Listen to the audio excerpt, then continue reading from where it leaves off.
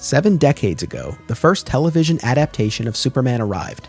Now, it's time to rocket back to the 1952 to 1958 series Adventures of Superman, starring George Reeves. In this rewatch podcast, my guests and I break down each episode, from its black and white crime drama beginnings to the kid-friendly color seasons, as we celebrate one of the most underrated Man of Steel depictions of all time. Welcome to another exciting episode in the Adventures of Superman. I'm your host, Anthony Desiato. Joining me to discuss Season 1, Episode 4, The Mystery of the Broken Statues, is one of the hosts of the Heroes HOMEBASE podcast, Rich Wagner. Welcome to the show. Thank you for having me again. I'm excited. Always a pleasure. Always great to talk with you. You've been on my other show, Digging for Kryptonite. You were kind enough to have me on your show. And yeah, it's always great to be able to compare notes with a fellow George Reeves Adventures of Superman fan. This is the first time you and I are really talking about this, so yeah. I think it'll be a lot of fun. So The Mystery of the Broken Statues, again, Season 1, Episode 4, aired October 10th, 1952, written by William Joyce, directed by Tommy Carr. And our synopsis, as always, from the DVD sets: Lois Lane is kidnapped while on the trail of a suave but deadly criminal mastermind and a hidden priceless gem. So that's the episode that we watched. Before we get into our overall impressions, I'll begin, as I always do, by asking about your history with Adventures of Superman. How, when, where did you find it, and what role has it played in your Superman fandom? So it really reminded me of, I don't even know. I think I got a VHS tape back in the day. Not this, but just as much Superman stuff as I could get. And like the Max, what is it, Flexinger, or I can never pronounce his name, the cartoon. Oh, Fleischer.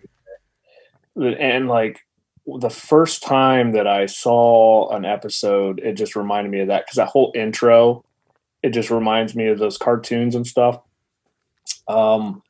I was really excited when I got them on DVD. I can't even, whenever they came out, however many years ago it was. And it's, to me, it was the 50s Lois and Clark. And after growing up watching Lois and Clark, and this is, centered around in the 50s, and this is really a kid's show. And I really dug deep after the Hollywoodland movie came out with the George Reeves thing. And then my kids love it. And it's great to see a show from that era that they can relate to and like it. But season 1 and 2 are still my favorite for sure, because I love the black and white. So I've been a fan of it since I first saw it. I'm like, I got to get more Superman checked off my list. So for sure. Love it. That's awesome. That's become a running theme with virtually every guest I've had so far. And I'm always envious because, as I've talked about, the first time I watched it, it didn't really grab me. And it was only within the past couple of years that I came around and I was like, oh my goodness, like, this is amazing. And I echo what you said. The first 2 seasons, the black and white years, yeah, far and away my favorite. But, when we eventually get to the color years on the podcast, one way or the other, regardless of kind of where I land on the episodes, the podcast will be fun, I promise. And I'm excited because that's the era of the show that I've not seen everything. I've seen probably about a quarter or so of the color seasons. So I'm excited for all of it. Heck yeah. Anything Superman, buddy. Well, very true. Very true. All right. So The Mystery of the Broken Statues, I will admit, show was just getting their feet wet, weren't they, with this episode? Yeah. I mean, the thing that's so fascinating is that, the episodes were not aired in the order in which they were produced. So it's hard, to gauge, the progress of the show by watching them in their airing order. But yeah, I mean, I'll say this episode, and we'll save our final rating for the end, but I remembered this episode more fondly from my first viewing a couple years ago, and then rewatching it for this. And I watched it twice. I always watch them twice for these episodes.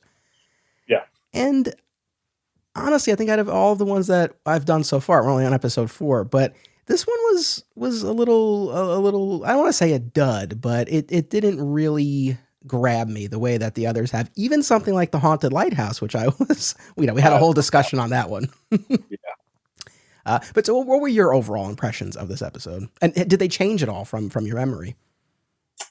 I've seen it. This is probably like the third or fourth time that I've seen it. It's to me, I don't want to talk negative about it. It wasn't anything memorable, but it just, I don't know. Like, you definitely got to see Lois, who always seems to be in the right place at the right time, and I don't know. Overall, I liked the. It almost was like the ending was perfect, but I wish it would have just been a little bit more filled up before we got to the end, I guess, is what I'm saying. And how many times could Clark break chalk when he's trying to figure out the rebus or romp, whatever the term is for that. You could tell they were probably filming for like 12 hours straight. We're like, we're not cutting this. Just keep going.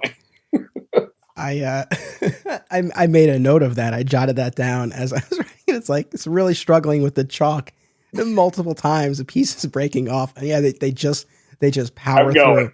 You got to appreciate that. I'm a huge Honeymooners fan. Okay. Yeah. And, one of the things that I always as a kid, but even more so now as an adult, and especially knowing more about how they made that show, Jackie Gleason was not big on rehearsing. Like, the rest of the cast would rehearse, but he wouldn't, because he liked the spontaneity of that first performance. And, sometimes stuff would go wrong. And some of the best, most classic moments are things like that. So, not that the chalk is in that category, but it just kind of called that to mind for me. So, like little stuff like that, I do like. Yeah, I would say that the things, I suppose, that like really stood out to me, Clark has a really great, confident, authoritative moment when not Superman, but when Clark apprehends two of the underlings around the midway point or so of the episode. And I love that version of Clark. And I love the way George Reeves brings him to life. So that was cool. Lois has a great moment where she smashes the statue over the mastermind's head at a certain point. So like, there were a couple of cool moments, and there's what I thought was a very interesting series of scenes with Henderson. Yes. With Clark and Henderson in particular. And we'll dig into all of that, when we get there. But I would say the Clark moment, the Lois moment, and the bits with Henderson really stood out in mostly a positive way. So there was definitely stuff that I liked about it. And I do think, one of the things I've been talking about is, especially in these early episodes, is the episode representative of the season and the series? And, something like The Haunted Lighthouse lost some points in my book because it really wasn't. It was such an outlier. Yeah. This, in fairness, I think this is a pretty standard, straightforward episode. You don't have Perry, you don't have Jimmy, but other than that, it's Lois and Clark investigating. We need the last minute rescue by Superman. I mean, I feel like it's a, like just right down the middle sort of episode. Yeah. It's a good filler episode. That's the way I kind of looked at it. Yeah, no, fair enough. And look, as always, if you love this episode, that's awesome. And let me know. It's funny too, because, I mentioned The Haunted Lighthouse a couple of times. I had Tyler from the Krypton Report on for that episode, and we had a great conversation. And, I think in the episode, and definitely off mic, we were saying like, well, we feel like we were like really generous to The Haunted Lighthouse. But I've heard from a number of people who thankfully listened to the episode, appreciate it, but who said like, I love The Haunted Lighthouse. It's this great, it's this great episode. So that's awesome. And I love to hear that, even if, an episode didn't light my fire. It's great if it did for someone else. So, all right. So overall impressions, let's take a quick commercial break. And then when we come back, we'll go scene by scene through the mystery of the broken statues. We'll be right back. Acme Comics is a locally owned and operated full-service comic book store in Greensboro, North Carolina, for people of all ages and walks of life. Since 1983, this 9-time Eisner Award nominee uses their collective knowledge and resources to connect you with the best material available. They pride themselves on their significant contemporary and vintage back issue selection. Mail order subscriptions to new releases are available, and all offerings are available to anyone, anywhere, via mail order. Follow Acme on social media and eBay, listen to the Acme Cast on all podcast services, and visit acmecomics.com for much more. Film lovers and filmmakers should check out this family of film festivals: Brightside Tavern in Jersey City, Hang On to Your Shorts in Asbury Park, Point Lookout on Long Island, and In the Cut in Bloomfield, New Jersey. I was fortunate enough to have my work shown at these festivals, and I found them to be very enjoyable and well-run events. Submission information for filmmakers, as well as details about the festivals generally, can be found at filmfreeway.com. Follow the festivals on social media for news and updates about events, discounts, tickets, and more. Also, be sure to listen to the Hang On to Your Shorts and Cullen on Film podcasts, available via a shared universe network.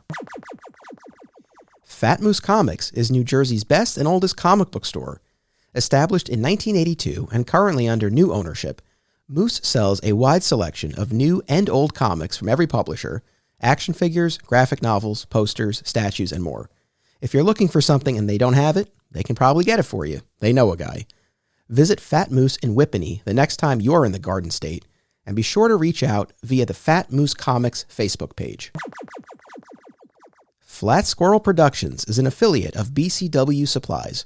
The next time you need to restock on comic book bags, boards, boxes, and more, be sure to use promo code FSP, that's FSP for Flat Squirrel Productions, to save 10% on your order, and it helps support the show. Thank you. Aw Yeah Comics celebrates and promotes everything that is wonderful about comics, toys, artwork, and the joy they bring to people. Visit them in person at one of their 3 locations, Harrison, New York, which happens to be my local comic shop, Skokie, Illinois, or Muncie, Indiana. If you have children and have been looking for a family-friendly store, look no further. Join Aw Yeah for exciting events, including creator signings, how-tos, and more. Visit awyeahcomics.com and follow Aw Yeah on social media for more. Their name says exactly how they feel about it. Aw yeah. Hey everyone, if you're new to my work and you like what you're hearing, I hope you'll check out our sister podcast series, Digging for Kryptonite. Over 2 years and nearly 100 episodes, we've been exploring Superman across time and media, with thoughtful discussions about the creative visions that have shaped the Man of Steel. Digging for Kryptonite is available on all major podcast platforms. Subscribe today, and remember, it's about what you do, it's about action. And we're back. So listen, while we're plugging and all of that, do you want to tell folks about the Heroes HOMEBASE podcast, what it's about, and where they can get it? We're on pretty much everything. iTunes, Google. I'm missing the big one here. Spotify, Amazon. Yep. We're season whatever, season 4, I think by now. I lost count. I should know because I do everything for it. But it's just me and my twin brother and my buddy Mark, longtime friends, 20 plus years, goofing off talking about comic books and anything pop culture, comic book related stuff like that. And then anytime we don't have any we got a couple artists I think lined up here pretty soon, and then we'll do, obviously, New York Comic Con. We'll do a review on that and stuff like that. But we'd appreciate it if you listened and subscribed and hung out. We're on we were doing like 3 times a month, and now with Mark's crazy schedule, we're pretty much limited to about once a month now. So that's all you can really commit to it, living in the big city. So yeah, I appreciate it if you listen. Very cool. Well, thank you for sharing, and I hope people will. So, all right, let us get into the mystery of the broken statues here. So we begin with these 2 well-dressed gentlemen walking into an art craft shop.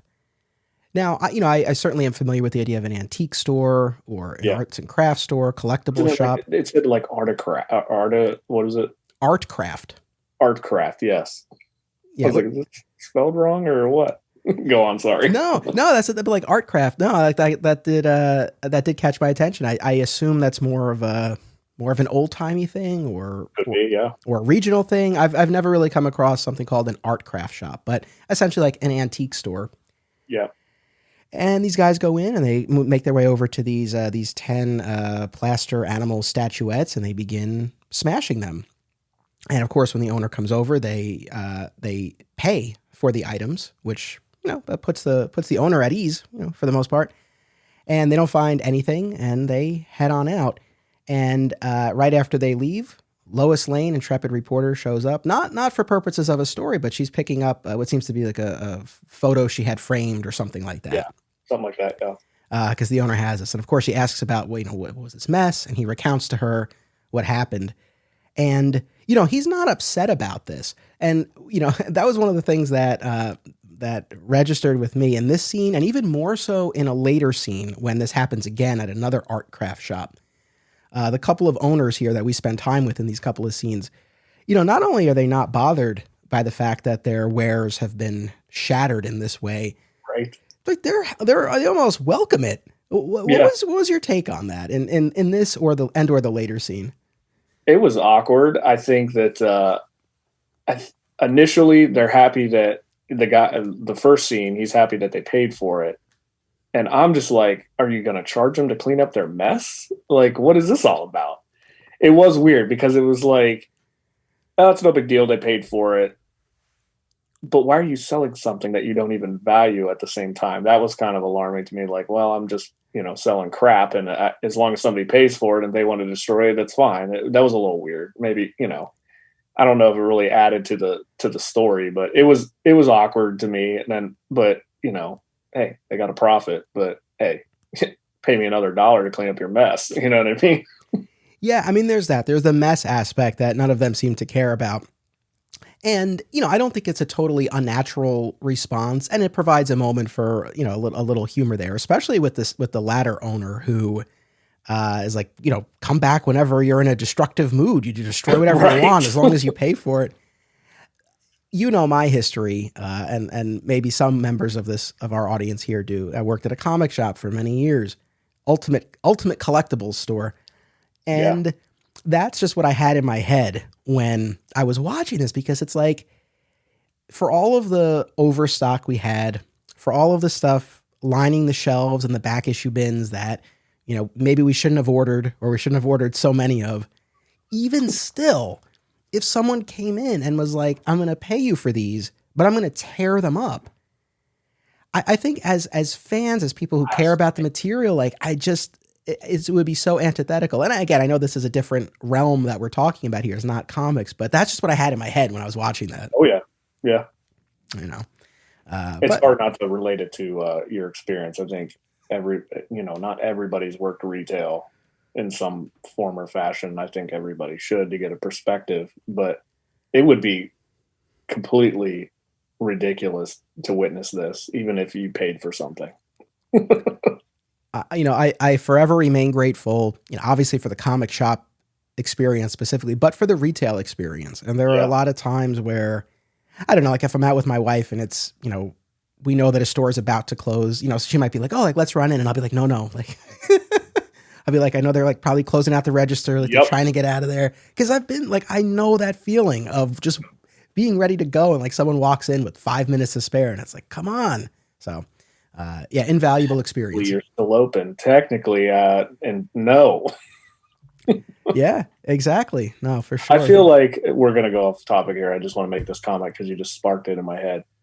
You know how like certain countries, it's required that you join the military or whatever like that. I think the United States, you should be required to do at least 6 months in retail environment. I think it would go a long way for customer service, and it would go a long way for your attitude when it comes to dealing with the public like that. It's true. There's a lot of, value in, again, walking a mile in someone else's shoes and just, I'd get on board with that. I think it's a good, it's a good experience to have. I don't know. I'll get us back on track in a second, but I don't know that I'm doing podcast if I didn't spend all that time behind the counter at the store talking to all the customers and everything. Like, it definitely opened something up within me. So it's a fantastic experience. Anyway, going back to the art craft shop here. So Lois picks up her frame. She gets the story about what happened here. She needs some, I believe she said China egg cups, if I heard correctly, which this guy didn't have, but he very graciously directed her to another art craft shop, which I thought was nice. The competitor down the road. But like, again, going back to the comic shop, we would do that too. We had a number of shops like right around us, and we didn't do sports cards, but there was another store that did, and we would always send people down, and so it was nice to see a little camaraderie within the art craft community here. Right. It just led to the story though, because she wouldn't have ran into the other guy who was actually cleaning up his mess. So she goes to the next place, right? And she sees the other owner, like you said, cleaning up. He's carrying out his dustbin to the trash outside. He's the only one who doesn't look happy. Right. Right. Out of all the owners we see, he's the one who's kind of like, oh, I can't believe this. And she has a little fun with him. She's like, "Let me guess what happened," and she, rattles off everything. And she's like, "I'm a mind reader," and she walks. I feel like adding insult to injury. Like this guy just had this experience of his merchandise destroyed, even if he was paid for it. And then this reporter comes up and just kind of messes with his head. Like, thanks, dear. And then when the scene's cutting, he's just like thinking, well, maybe she is a mind reader. Like, good job, Lois. I know, you think about that guy, like when he went home at night, right? Talking to his wife about his day. It's like, you're not going to believe this. Until Clark or Lois wrote about it in the Daily Planet, he would have been like, oh, okay, that's where it came from. So this is a string of things. Yeah, eventually he'd get to the bottom of it for sure. So from there, we go to the Daily Planet, where Lois is making some calls. She's finding out that this has happened at a number of other art craft shops. Same type of thing where these little animal statuettes are being destroyed but paid for. Clark comes in and, I have to say, I've said this before, I'll continue to say it on the show. As much as I love Noelle Neal in the subsequent seasons, Phyllis Coates is my preferred Lois on the series, at least ding, now. Ding, ding, ding, ding. Correct. We'll see over the course of the 6 seasons, but I love her take. I was take. going to ask you that. I was going to ask who you preferred. I love her take on it. I assume you do as well based on your reaction yes. to it. I liked it. I don't know, like, nothing against, but she just has that intrepid reporter, like, serious. She's not like, she'll joke around or whatever, but she just, radiates like Lois Lane, intrepid reporter. Let me go jokes aside and get the story. So she definitely was my pick. I was going to think about that. Yeah. I mean, she remains my pick as we make our way through these episodes. And again, I love her take on Lois in and of herself, but the tension, the chemistry between her and Reeves, the thing is, look, the show wasn't built for a romance. Like you said, we would get that in the New Adventures of Superman decades later. That's not what this show was here for. And there's not much on the page. Yeah. But the way that they deliver those lines and sort of volley them back and forth, it's like even these, like, just these little moments where he's sitting on her desk and she's like, "You're not going to believe this." And he's like, "Well, they're," and he already knows, right? Because one of the owners had called looking for them to do a story about it. It's like a staple for George Reeves to go in and sit on Lois's desk. Yeah. With his pinky ring. Right. which I clocked, and I know we'll continue to see that, but this was within these first few, the first time that I think I really noticed it, and it's not something you would typically associate with Clark Kent per se. So It's interesting to see George Reeves and his style bleeding into the character with that pinky ring. Clark's got a little flair. Yeah, bling bling. I like it. So Clark's one step ahead. He already has a sense of what's going on. And, he's pretty, I would say pretty I like that. Not to cut you off, but it's like, I like that interaction because they are still, I don't want to say partners. They are, but they are still trying to, it feeds into that, competition between the two of them. Like Clark's like, well, yeah, I already know. I'm a mind reader, but I don't know. Like, I like that interaction, kind of just piggyback off what you said. Yeah, totally. It's like he already knows. He's pretty nonchalant. He's like, well, clearly they're looking for something. And then I love this bit. Clark will get vastly more invested in what's going on as the episode progresses. But at this point, Lois is like, well, listen, I'll go to these stores. You go to those stores. We'll buy some statues. We'll see if we find anything. And he's like, oh, Lois. Come on, just like Lois. He can't be bothered. Which was great. I love their dynamic. I love the banter. It's terrific. Yes, I was just going to say banter. Yeah. Now, this next scene, we're outside and the crooks, right? They see Lois leaving another art craft shop with the statues. And the underling says, "That's the dame, boss." Yeah. Did I miss something? Why were they looking for Lois? Like, why did they make that connection? I kind of thought of that too, because maybe they went behind her and they were looking for the statues and she already bought them. And maybe there was a question of, do you have any of these crappy statues? And they said, oh no, some lady just bought them. that was kind of a missing piece. I guess we're just supposed to infer that that's how they got on her trail, I guess. I assume so as well. I think your reading is the most accurate and realistic and believable one. And I think that was something it probably took my second watch last night where I was like, wait a Yeah. minute, like, why that line? I agree with you. I feel like there was a little something missing. And what's so odd to me is They get that left on the cutting room floor. You know what it's like editing a movie or a show. I do, but although it's funny, I don't get the sense that this show like shot more than they needed to. Yeah. I don't know. But, there's a scene coming up later on after Lois. I know I'm jumping ahead just for a second, but where after Lois has been kidnapped and the bad guys have car trouble and the cop stops them to offer help and they're able to, kind of divert the cops. That to me felt like such a wasted scene. Yep. Other than to see, you get another instance of seeing Lois in danger, but it's like, I don't know what that added. And I feel like maybe that time Like could have been used unnecessary elsewhere. tension, like, oh, are they going to get caught? But it didn't amount to anything. It was like, it could have been better explained to them going into a shop and saying, did somebody already buy these? Yeah. And then leaving. Yeah. But anyway, so we had this moment where they're on her trail. They follow her home. So she goes into her apartment. She starts smashing the statues and she finds a key. Yeah. I know. They, well, I guess in fairness, they really took their time. I don't know if this is a positive or negative that, your mileage may vary, but they really took their time, I thought, with this scene. She figures out to use her shoes. She goes over and gets the trash, the trash pail, right? I don't know. So we're kind of settling in with her as she's breaking these statues. And she finds the key in one of them. And she calls Clark. I love the idea, and I know why. I mean, not only was it a different time and all of that, but I know the way they shot the show. It's like they were basically in pretty, consistent, costumes, right? Wardrobe. But I just love the idea that Clark is just like always relaxing at home in his full suit. Yeah. Like I'll be by my rotary phone waiting for Lois to call.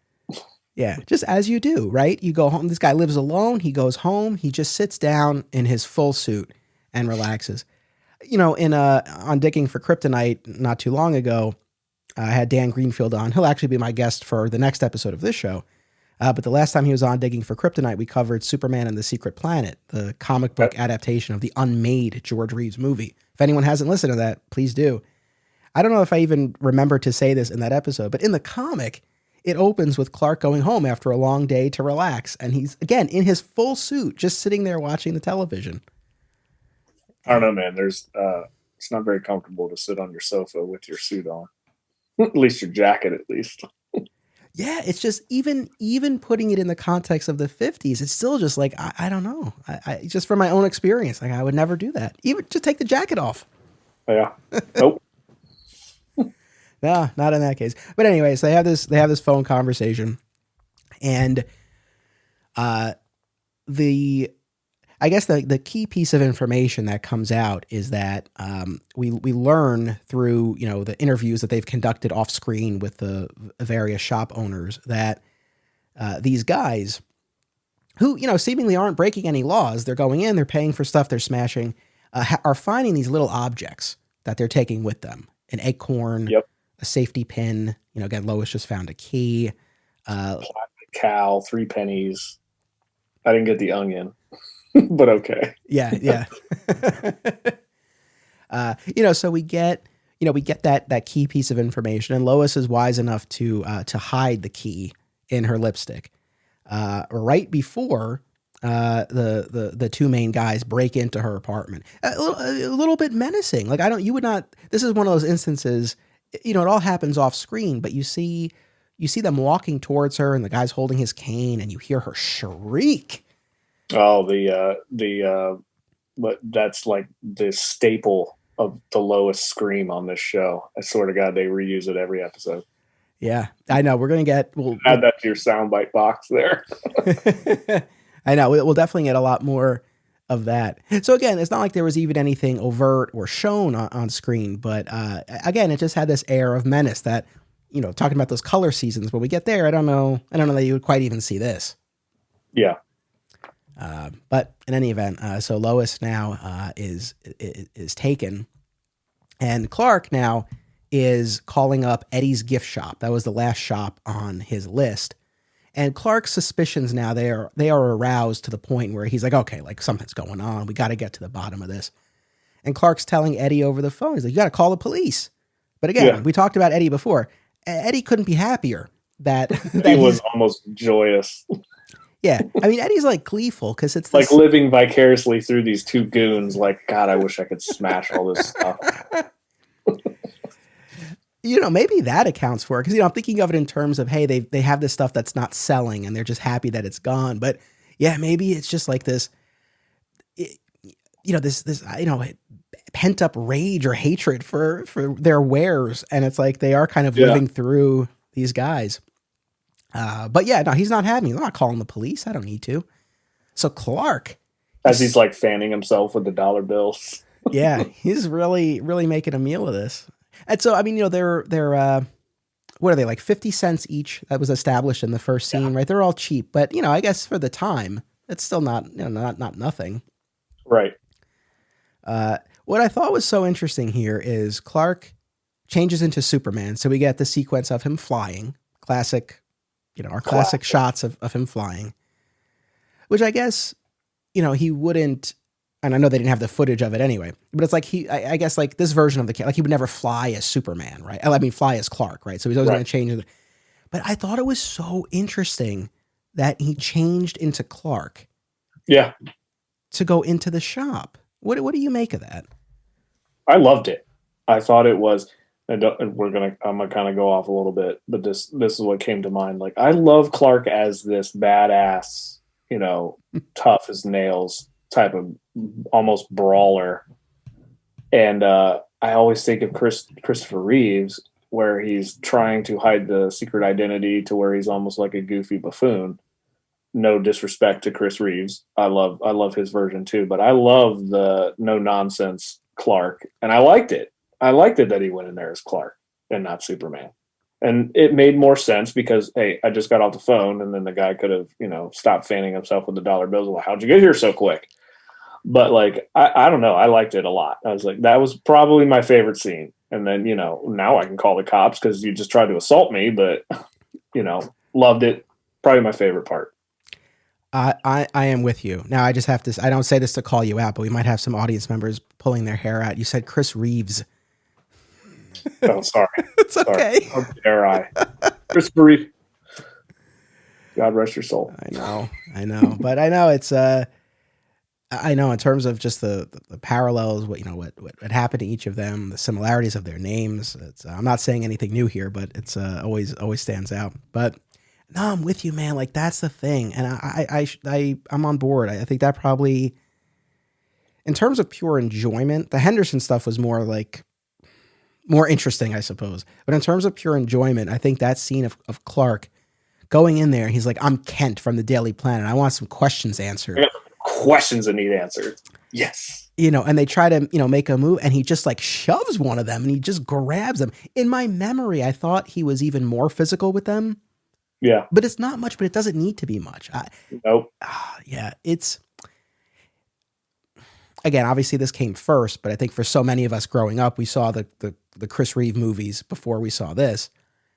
And it is so refreshing to see this kind of a take on the character in and of itself, but especially it just fits the times. Like this fedora clad reporter in the 50s. It's like, nah, you're not pushing this guy around. Right. Yeah, it was great. That was a great moment. He basically makes a citizen's arrest. He grabs them and he's like, all right, call the inspector. Yeah, it was cool. Get yelled at. It was cool. So from here, we go to Henderson enters the picture. Again, this episode, we had no Jimmy, we have no Perry White, but we do spend some time with good old Bill Henderson. And, but before we're going to talk about the line. Are you going to bring the line up? The boner line? Yes. Yeah. Oh man, this is great. So, I mean, the gist of this scene is Clark's, Clark's really taken matters into his own hands, right? And now they've arrested these two guys, and the gist of it is like, I have nothing to hold them on, right? They haven't broken any laws that we know of. And Clark's like, I don't care. Like, find some way to keep them. Find something. Find something. Which, it opens up a whole host of questions about, legality and morality as well. Very, very interesting. But do you want to say the line or do you want me to? You do it. You do it. So what do you say? This is a real boner. He said, "This time, Kent, I wrote it down in quotes. He said, this time, Kent, you pulled a real boner." Now, look, for anyone out there, please don't think that, I have a juvenile sense of humor. I think for the most part, I don't, but this is one exception. I feel like, and you know what I think it comes back to? I know you remember Wizard Magazine. Oh, I'll miss it every day. Yeah, for its time, man, it was good stuff. But I remember I have it written down. Henderson pulled a real boner. Yeah, you pulled a real boner, Kent. Yeah, I remember there was an old issue of Wizard, and I think it was probably a series on, unintentionally funny comic panels or pages. It was probably something like that. And it was an old Batman panel where Joker, makes some remark about pulling a boner or something like that. And I remember as a kid reading that, and I've, especially at that point, it was so funny. And it remains funny to me to this day, just the use of that word in that way, in that context. So, that line stood out. But you know what stood out even more? When Henderson, a lot of very colorful, vivid, evocative language coming from Bill Henderson here. He said, "These two guys may beat their crippled grandmothers 5 times a day and 10 times on a Sunday, but they haven't done anything now." It's like, all right, buddy, that was really specific. I don't know if that was a common phrase back in the day, but that felt really specific. Good old Henderson. Yeah, good old Henderson. So I don't know. So he has to release these guys. And I think it's in this scene where, we find out that one of them has been ID'd from one of the descriptions of a shop owner. He's Paul Martin. He's this well-known con man. Yep. So we get a little bit more information there. But, it's really about the tension between the two of them. Henderson is like, look, the law's the law. I can't hold him. Clark's like, I don't care. Do what you have to do. It's very interesting because when we visit with them again a little later, it's I feel like Henderson's approach maybe is a little bit more flexible. Well, we'll get there. Right. So anyway, after that, Clark goes to Lois's apartment. We get to see him use his X-ray vision. Loved it. And he exclaims, I believe this is the first time in these 4 episodes, but he exclaims one of his classic catchphrases, taglines. Do you remember? Did I miss it? Great Scott. Great Scott. I was like, Great Caesar's Ghost. That's Perry White. Great Scott. Yeah, you're right. Sorry. No, it's quite all right. It's quite all right. I didn't mean to set you up for that. I'm going to lose all my Superman credit. Nah, you're good. You're good. But yeah, we had a Great Scott. He goes in, the apartment's been tossed. And from there, we catch up with Lois. Lois put up a fight. That apartment was definitely tossed. Yeah, I mean, I don't know if it was so much that she put, although knowing this Lois, yeah, maybe she did. I attributed it more to, they tossed the place because they were trying to find the key. But knowing this Lois, I feel like she really gave them a run for their money here. So again, now she's been taken captive, and we see them leading her into this building. They sit down in an office, and they're grilling her. She refuses to cooperate. And like I said, this leads to my favorite moment where she smashes the guy over the head with one of the statues. Like such a badass moment. I loved it. Yep. This is Lois's shining moment, just like Clark had his shining moment for sure. And she's no nonsense. I don't care how you threaten me. And he was bleeding pretty good. They did a good job. Yeah, it was cool. No, again, we had our moment with Clark apprehending the 2 guys in the shop. And we have this moment with Lois. Those are the two. Those are definitely the 2 highlights for me of this episode. Yes. I guess I really like when these characters get tough. That really stands out. For sure. Then we're back at Henderson's office. Real quick scene. They didn't find any fingerprints at the apartment. Clark is really... Yeah, I mean, Clark is really, he's worried, he's impatient. That's the thing. It's not that Reeves Clark is defined by this, but I always come back to the word impatient with him. Yes. And I like it. I just like this energy that he has. But it's not that he is impatient, but you can tell that the gears are turning upstairs, and he's always trying to figure something out. And I like that. And George Reeves pulls that off very, very well. Not a lot of people, just in your mannerisms and just your body language, like he puts an exclamation point on that. And you can tell that, he sells the scene every single time. Like, I got to figure this out. Like, what's going on? Lois is missing. Like, you can feel the anguish. That's probably one of the best things I like about his performance overall of the series. That's a great point. It's believable. It's true. Yeah, and he is doing even when he's not speaking, right? Like he's always doing something, and you really feel like a lot of people would think it was like dead air. Like, to go back a second, like when Lois is smashing the statues in her apartment, like there's no dialogue. The music is going to carry the scene, and you're there. You're supposed to be there watching her break all this stuff. But it's like, if there's no dialogue and there's like dead air per se, he sells it very, very well. Like, you can tell he's thinking, and you're like, and I mean, we're getting carried along too. Like, okay, what is the deal with these statues? And like, we're trying to figure it out the exact same time that Clark is trying to figure it out. And George Reeves does a really good job of leading you along, trying to figure it out. Yes. Yeah, 100%. From there, we go to the scene that I complained about earlier, where they move Lois, and at the end of the prior scene with the bad guys, the con man did find the key in her lipstick. Yes, a lucky break hiding there. Place. I have to give her credit for that.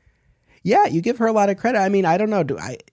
It almost felt a little too easy that he realized, but again, I don't know. As this con man, he's probably done similar things, and so he's thinking in that mindset, and it is the right, shape and size. So I'll go along with that. Right. So, this again, now we're at the scene that I talked about before, where they're moving her, the car won't start, the police are coming by. Again, like you said, it creates a little bit of tension, and it breaks up the scenes in Henderson's office. But I just felt like it was a bit of a waste. Yeah. Just so we could see Lois with a gag in her mouth and, like held at gunpoint. It's like the prerequisite. Right. But then after that, we go to far and away the most interesting Henderson scene in this episode, where one of the underlings has been brought in, right? Does he beat his ass? I gotta ask that. That's the thing here. We'll get a quick cutaway to Martin and the guy and Lois driving to the airfield, right? Because they're going to put her on a plane. But for the most part now, for the next few minutes, we're staying with Henderson and Clark in the office here. And so they bring this underling in, and Clark and Henderson are you're trying to get information, like where would Martin go? Where would he take Lois? And this guy's not talking. Nope. And Henderson rolls up his sleeves. I'm like, oh man. He rolls up his sleeves and he says, "You want to play tag? We'll play tag." I'm going to use that with my kids from now on. Yeah. He says, "You want to play tag? We'll play tag." Then we cut away to them driving to the airfield. But then when we cut back to his office, the bad guy, sweaty mess, sweaty, disheveled. You don't really see the effects of it on Henderson. Of course, his sleeves are still rolled up. It's not like he's got bloody knuckles or anything like that. But the guy is a mess. Clark is as nonchalant as can be, right? But they've gotten, or they still haven't gotten the information. I think that's finally the threat of this would be the third strike for the guy. So like the threat of being sent away for life, like that finally gets him to talk, which was an interesting message. Like like trying to beat a confession out of him, like ultimately didn't work. What is your take on Henderson? I mean, I think it's. I don't think we have to do too much reading between the lines here. Like, it's pretty clear Henderson beats this guy. I mean, what is your take on Henderson? And I guess even more so Clark going along with this. It was, to me, it stood out. Of course, we're looking at it through a lens of 2022 and modern. Like, why would a reporter be allowed to be in a police interrogation situation? I'm like, damn, Henderson, you're definitely don't want to do that. But I think that Clark was just trying to get his own answers, and that's why he's nonchalant about it. And it was kind of alarming. I was like, man, did he just beat him up? And not that I'm saying that I don't like Henderson and I don't like that he would do that for information, but man, we don't need any police brutality here in front of a reporter. Yeah, I mean, there's that aspect, and you're right. I mean, of course, we're coming at this from a modern lens. And look, to be honest, I mean, my point here isn't even like, how could they do that? I mean, look, it was, 70 years ago. Right. I'm not saying it's right, but I'm not here to be like, oh, the show was wrong for this. It's like, no, it was what it was. What's fascinating to me is, again, I think what I feel like is Henderson's turn, right? From in the beginning, he's like, he won't even hold these guys because he doesn't have cause. But now he's fine with beating someone. Beat the crap out of him. So that's a little hard to reconcile. And then the Clark portion of this, 9 episodes from now, this is episode 4. When we get to episode 13, the stolen costume. Okay. Well, I think one of the most well-known episodes of Adventures of Superman, where at the end of it, Superman brings the bad guys to this like cabin on a mountain, and he's like, "Don't leave here. I'll be back with provisions." And of course, as soon as he leaves, they try to leave, and they fall to their deaths. And it's one of those episodes where I think for a lot of fans, it's like, how responsible is he for their deaths? Right. And I have a specific take on that, which I'll save for when we get there. It's pretty favorable to Superman. I'll give a little preview of that. But it's like that. I don't know. Like in a lot of ways, this feels worse. But it's just funny to me. Again, a lot of people seem to gravitate towards that stolen costume scene, but it's like, no, like take a look at this show. I mean, it was a different time, a different sense of morality. Yeah. But yeah, it was just like fascinating to see that to see the aftermath of them beating this guy. And, it's like Clark doesn't bat an eye. Like we grew up and it's the bad guys are bad. And they deserve justice. And if they get beat up, the bad guys are bad. Like, I feel like we're always on looking at it through that lens. And, maybe back in the 50s, this was like, oh, got to get the bad guy. It doesn't matter. And, we're looking at it, like we said, through this current modern lens. But it's kind of iffy. It is. And like, I won't go on a long tangent about this, but like John Oliver, he just recently did an episode on Law and Order and how it glorifies law enforcement and promotes this idea that like the police are, always have the best intentions. They're always justified. Right. So it was a whole thing. But he like played a lot of clips, especially from SVU with the Elliot Stabler character. And it's like, again, we're talking about something in the 50s, but now we're talking about something in the 90s, late 90s and 2000s. And it's like Stabler was always roughing up the criminals, so again, that's something that's continued, but seeing it here in the context of this show and this character was just sort of like, whoa. Like I had mentioned this in, I think, our last episodes. I knew it was coming up. I didn't remember exactly when, but the first time I watched this show, that was one of the things where I was like, oh, okay. Like that's really stood out. But anyway, however they get it, they get the information. And of course, Clark changes into Superman and he's able to stop the plane. We have, stock footage of a plane taking off and then Superman catching it is as close up as you can get. Where you just see the very, don't even see him get plane. Lois out of the plane. Nothing. You hit that on the head. Stock footage. Yeah. But, it was what it was. We got a little bit of Superman action. And then we go to, I think maybe our second favorite scene here where Clark is breaking the code, a Rebus code. Rebus, yes. Which, cryptology is not something that I have a great passion of mine. I didn't really know anything about this, but again, right. Clark knows it's this Rebus code. And this is where we get him at the chalkboard, breaking it all down for Lois and Henderson. And breaking the chalk as he's writing. The chalk keeps breaking. And I think it's Lois, right, who makes a comment about like, oh, I didn't know he had such an artist, because all those items that we mentioned before, he draws them. Yeah. Why? I don't know. The biggest thing that stood out to me, dude, is, okay, so we got a toy automobile, an acorn, a safety pin, a plastic cow, 3 pennies, an onion, and a dollar bill. So there were 7 items. I get the Rebus thing, but how did he know which order to put it in? That's where this falls apart, I think. Yeah, like it's a good idea.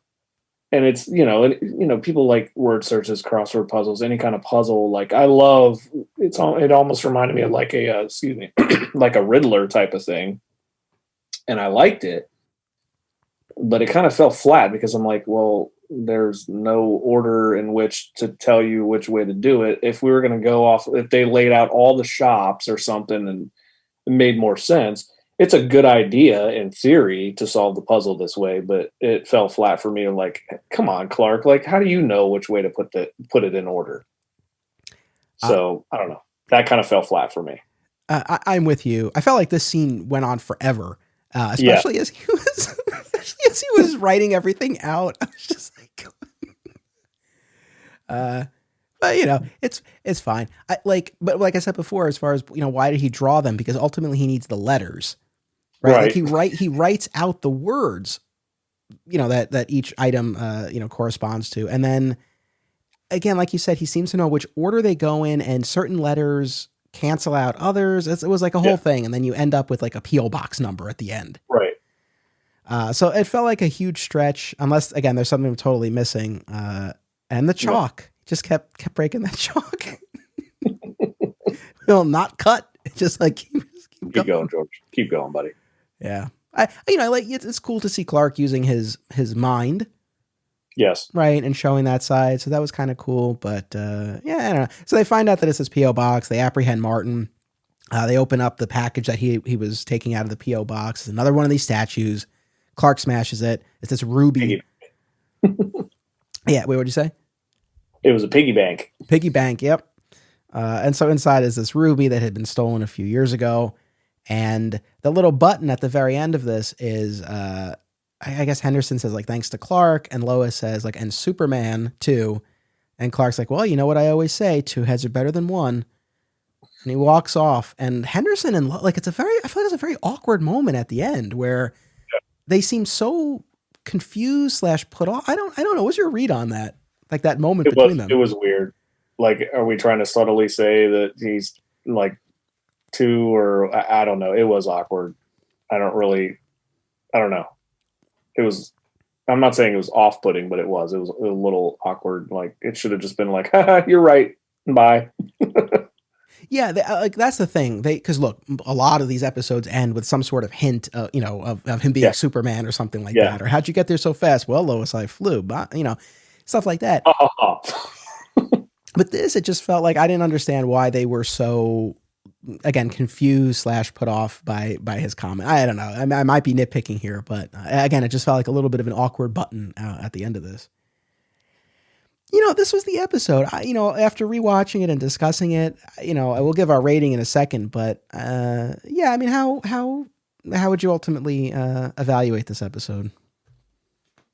I'll go back to my previous comment. I think it was more of a filler episode. I wish after seeing it all the way to the end that we would have gotten a little bit of bait, a little bit of in the direction, like maybe just, a Daily Planet article saying, Ruby has been stolen and, an Easter egg, at the very beginning or something like that.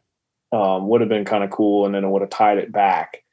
And then we wouldn't have gotten super distracted with this Rebus type of thing. But I don't know, like that to me was like, man, they had a perfect Easter egg opportunity here to kind of just draw us in. And, Clark's going to think about this. Lois is thinking about it. And then all at the very, very end, and maybe even like this Paul Martin guy, it could have been like, he's had dealings in the past where he's involved with, stolen goods of diamonds and rubies or something. I don't know. I felt like they could add a little bit more to the story with dropping some things here or there, but overall it was a filler episode. It was fun though. I liked the 2 scenes and I liked the breaking of the chalk.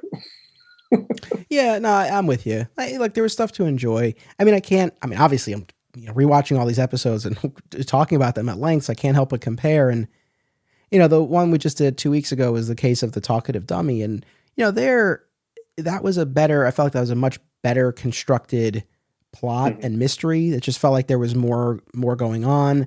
That was the episode where, midway through, Jimmy is stuck in the safe, dangling from the building, and we get the mid-episode Superman rescue. So it's like you had a little bit of a fun set piece, in the middle of the episode to sort of, pump you back up. This just felt like, it was very light on the Superman action, which again is fine for me. Usually I don't necessarily mind, but I didn't think that the what they were investigating was particularly compelling. Not that I'm expecting a groundbreaking mystery here, but just something to sort of keep you a little bit intrigued. And I felt like this was pretty light. And the fact that maybe too, it's like, maybe this does make you appreciate like what Jimmy brings to the proceedings. Cause it's like, he's not there.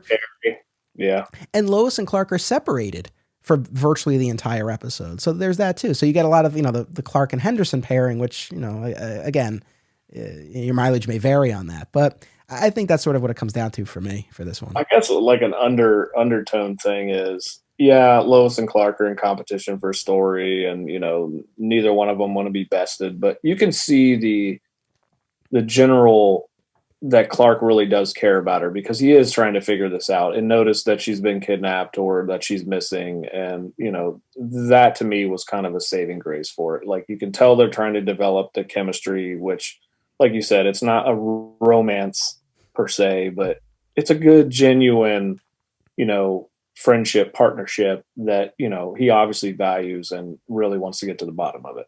So if anything carries it through, I think it's that. Well said. All right. On a scale of 1 to 5 fedoras, how many would you give this episode? 3. 3. All right. 3. Is that bad? No. It lines up with what we were saying about it right down the middle. I feel like I should give it a 3 as well, especially based on what I said too. But I don't know, man. I think I'm going to go 2, which is crazy because that's what I gave The Haunted Lighthouse. But like I said before, and I don't mean to rehash all of this, but with The Haunted Lighthouse, it was so much that I just felt like it was such a poor choice to air second.